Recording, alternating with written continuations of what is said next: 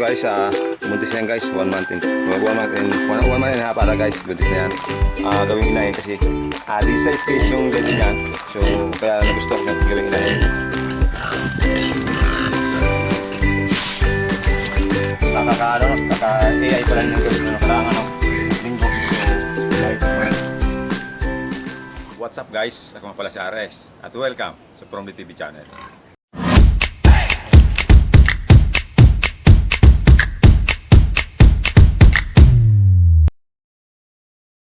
So yun guys, for today's video guys, mag-update tayo dun sa bake na bill natin 2 months ago. So yun guys, mamaya i-update natin kayo. So pero bagong lahat guys, apakain natin yung mga bake natin sa gilid. Yung bake, yung bake tapos inahin. So ayun guys, tara. So yun guys, tara pakain natin yung inahin. Kasi guys, ang butis yan guys, 1 month and a half guys ata butis yung inahin natin. So baka mano. So bigyan natin. Kain na pagkita ganito.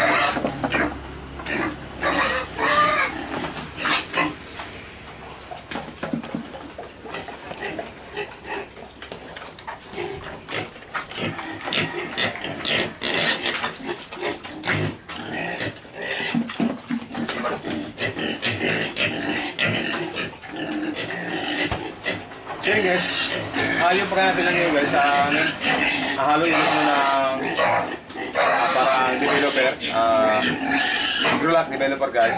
So mix yan ng ng ata, B1 guys. Tapos ito, yan. Ito naman guys is ito, yan Grover 1 to guys.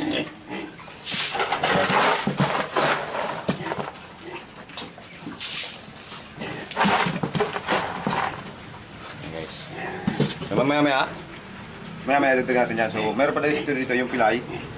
So yun, pakain natin.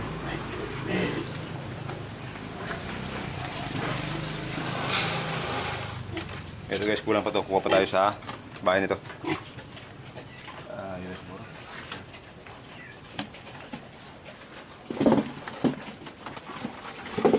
So yun guys, yung maalala nyo, pilayan ng nung naipit siya ng nanay niya eh. So napilay siya, kaya ayan. So umuti nga guys, medyo okay na siya. Nakakatayo ng maayos. Pero may maga pa rin yung sa bandang gilid niya. Pero at least okay na. So yun guys, abantayin mo natin yung mga manok dito eh. Yung nakikikain dito sa sa baboy natin. So bantayin mo natin. Bugawin natin guys.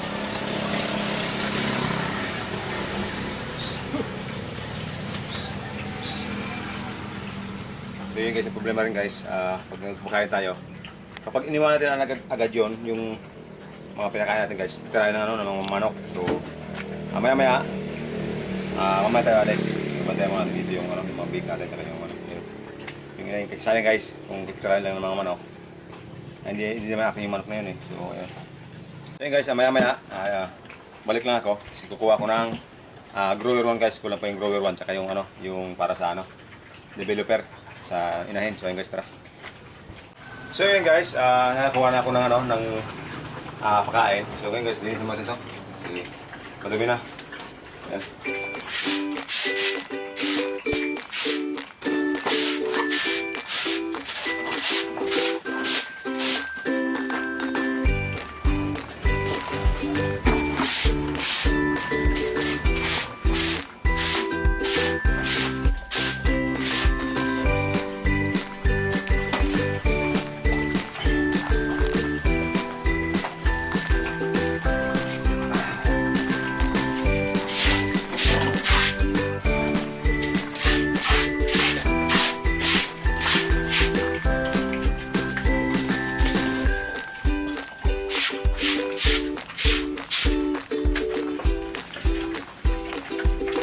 So yun guys, nalinihan natin. So tubig natin guys.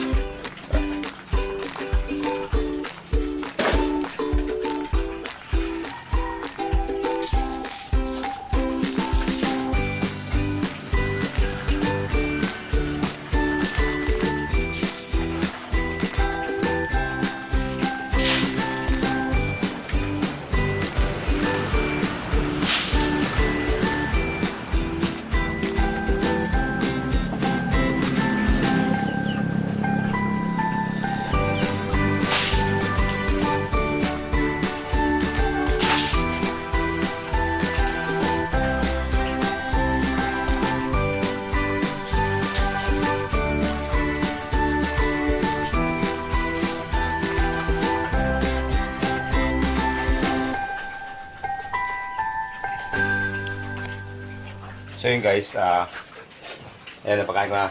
Nalagdagan na namin guys ng, ng grower to. Tsaka yung nabigyan ko na rin ng, ng madaming feeds. Tsaka yung pilay dito. So yun guys, yung pilay natin, malakas kumain. Psst, yun guys, sabi ko sa inyo guys, may manok na naman. So dito pa kami, may manok na naman. So yun, ano yung iba. So yun guys. Ito yung nasa last video natin guys, sa about sa baboy. Ito yung pilay. Yan guys, magapa nga yung ano niya. Ito may bukol pa dito, parang namuong dugo siguro yan guys. Ito. So ayan. Pero malakas yung kumain guys, malakas yung kumain. Kaya lang nabansat lang kasi yun nga, nagkasakit. Ito guys, buntis na yan guys, 1 month and a half ata guys, buntis na yan. So ayun, sana magtuloy-tuloy na. So maya pero di na diet guys. Pero okay na yan. Sabi kasi nung huwag masyadong pakainin. Pero siguro pwede na kasi nabuo naman yung yung buntis na siya eh. So ayun guys. Tara. Doon tayo sa yung sa kabila guys. Doon malaki doon yung yung big natin guys. Parang hindi na siya big eh. Malaki na. So ayun guys, pakita ko rin sa inyo guys yung dalawa, mayroon pa yung dalawa dito. Ayan. Yung mga alaga natin guys. Ayan 2 months guys, 2 months. Ayan. Ito guys, bala ko rin gawing inahin. Ayan So ayan guys. Mamaya. So ayan guys. Dito sa kabila, tara. Yan si Boss Eman. Ang ating cameraman. Nandito guys yung natin. Yung mga natin guys, mga malaking biik baboy na. So yan guys, 2 months and 1 week ata yan guys. So yan. So yan laki magandang bulas guys. Yan guys yung anay niya Ayan So yan. Ito yung mga anak niya. So yan guys, pakain natin. Tara. So yan guys, gutom na sila. So tara, pakain natin. Ito nga pala guys yung grower one natin. Ayan. Ayan, grower one guys. Ayan. Ayan. Tara, pakain natin guys.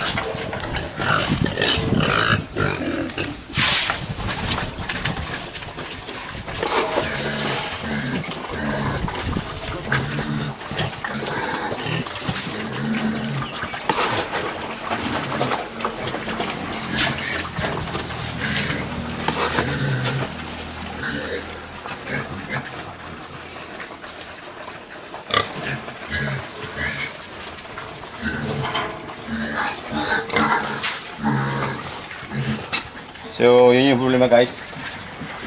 Parang nasakop nila yung yung lagyan ng pagkainan. So, ang hirap maglagay. So, mabuti lang guys, yung dun sa bukid yung ginawa natin kulungan. Yung pagkainan nila guys, ang lapad. So, hindi sila magkakagawan masyado. So, maluwag. So, yun guys. Tara, pagkain natin. Meron pa ko dito meron pa tayo dito isang gagawin ko rin guys, gagawin ko rin inahin. So, para maging inahin natin, magiging 4 yung inahin natin guys. Meron nang nanganganak na 2. Tapos ito, gagawin ko inahin. Tapos yung nandun na guys, gagawin ko inahin. So yun guys, lagyan dito sa kaya guys. Ito yung isa.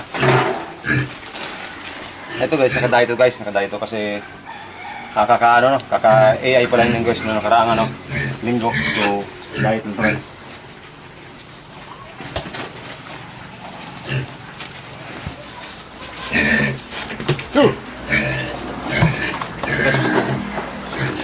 Ito guys, paubos na yung natin.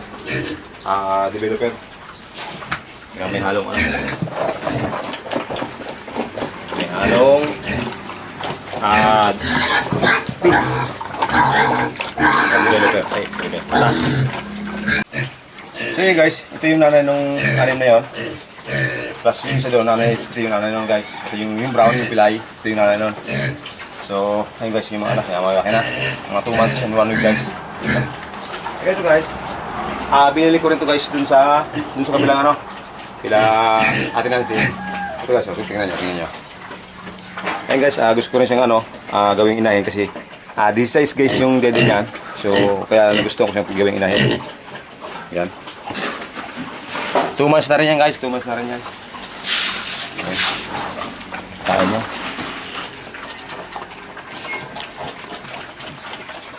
Yan guys, oh.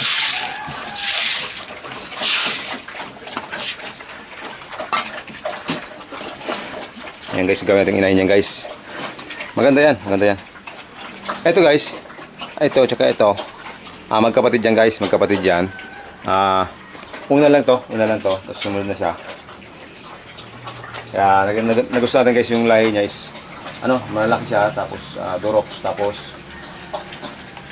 basta guys, maganda talaga lahi niya, lumalabas to. Tulad nito, maganda to guys. Magandang gawing inahin. So yan, ito naman guys, ang laki niya, no. Unang anak pa lang yan. Okay na yung inanak niya. Ang ganda ng mga inanak niya guys. So yan. Ay, guys, may dalag doon kanina. Doon may dalag doon kanina. So yan guys. Tara guys, doon tayo sa yung sa patiner natin. So tingnan natin. Makawala ng pagkain. So dagdagan natin guys. Ayan si Boss Eman.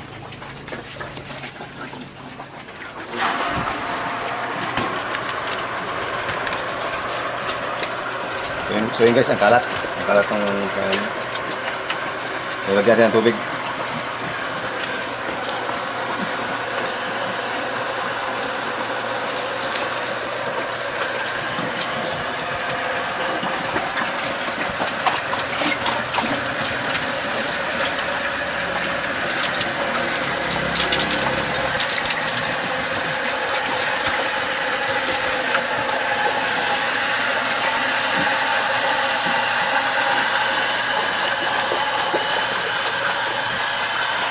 So yun guys, ang dami natapon na pagkain. Kasi nga, ang babaw ng pagkainan guys. Tapos, ang gulo pa nila. Ito na naman siguro sa baboy yun. Yan guys, nagdun natin ng pagkain.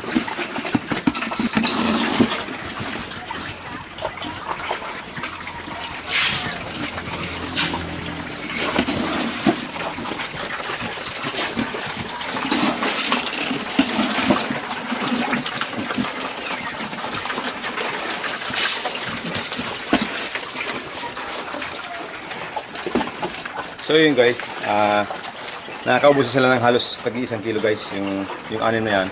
Halos nakakaubusan sila ng tagi 1 kilong pigs guys every pagkain natin guys. Nagpapakain tayo guys sa umaga, tapos sa tanghali binibigyan natin na siguro ng mga kalahating kilo. Tapos sa bandang hapon naman, halos tagi 1 kilo guys. So yun yung yung pagkain ko guys. So baka mayroon nanonood dyan na mga master sa pagpaalaga ng baboy. So bigyan niyo ako guys ng advice, mahingi ng advice sa inyo. Kung ano ang mas magandang combination ng pagkain, kung ilang kilo. So ayun guys. Tapos kung ano magandang feeds. Pero nagamit ko guys Pigrolac guys, Pigrolac gamit ko. So ayun, sana may makapanood na mas malupit magpalaki ng baboy. So manghiya ko sa inyo ng advice mga idol. So ayun. So ayun, tingnan natin yung natin. So ayun guys, yung natin 2 months and 1 week guys. Ayun guys, ang lulupit sa sa tubig.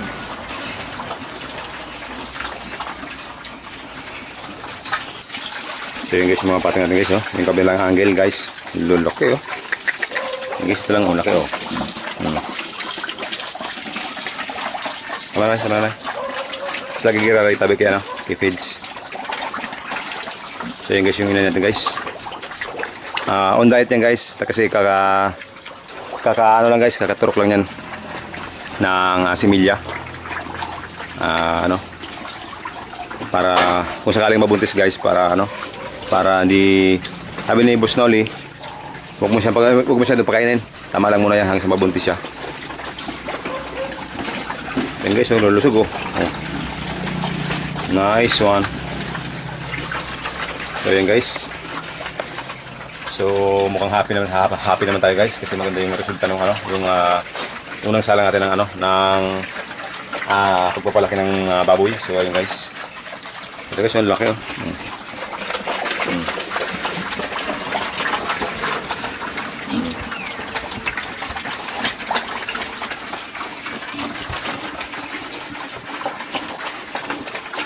ayun guys. So yun guys, ayun nga sabi ko kanina, baka sakaling may nanonood na master sa pagpapalaki ng ng bake guys, mga baboy yan, talagang legit na mga master na guys sa pagpapalaki. So pwede tayo makahingi ng ng konting advice about sa pagpapalaki ng baboy guys. So baka mayroon kayong mga sekreto, so pa-share naman. Tapos naghanap din ako guys ng murang supplier ng feeds, Pigrolac guys. So baka mayroon kayo dyang may suggest. So mismong supplier guys, kung paano ang ang kalakaran sa mga ganun guys, kasi gusto ko yung mismong direct na sa direct na sa supplier. So babagsak lang dito sa akin para ako lang mag-distribute para makamura ng konti guys. Kasi malit pa naman yung baboyan natin. So pero sana makakuha tayo ng nagsusupply sa atin ng feeds na Pigrolac. Dito kasi guys, meron kami kinukuha ayos naman, mura ng konti, pero naghanap tayo mas mura. Siyempre magne-negosyo tayo eh. So yun yung hanapin natin. Kasi guys, yung wala ko dito guys, yung partner ko dito na 2 months, 10 piraso guys. Tapos meron pa ako dun sa bukid na 5 piraso, 2 weeks na bake. So yun yung halos 15 pirasong partner natin. Tapos meron tayong dalawang inahin. So parehas buntis na. So ito sana buntis na guys. Kasi 2 weeks pa lang naman. 1 week na naturo ka to guys. So sana buntis siya. So yun guys. So yun guys, update natin dito sa bake natin. So, siguro nasa estimate ko guys nasa 55 kilos guys. So estimate lang yun guys. Ewan ko lang mga galon. Sa 2 months niya. So di ko sure, sana yung 55 kilos is okay siya sa 2 months. So bahala na yung mga master na nag-aalaga ng biik dyan, na nagpapalaki ng baboy. So comment nyo guys kung okay naman yung pagpapalaki ko. Tapos konting advice, manghihingi tayo ng konting advice. Anything na galing sa inyo is tatanggapin natin yan, kung anong critics o advice. O ayun. So yun, salamat. Tapos na yung video natin. Yun, sana meron mag-advise, meron makakita na malupit sa baboy. So makapagbigay ng mas murang feeds. So direct, so nagbabagsak talaga. So ayun, yung kailangan natin para makatipid tayo. Tapos siyempre extra income. So ayun, salamat. See you sa mga susunod na videos.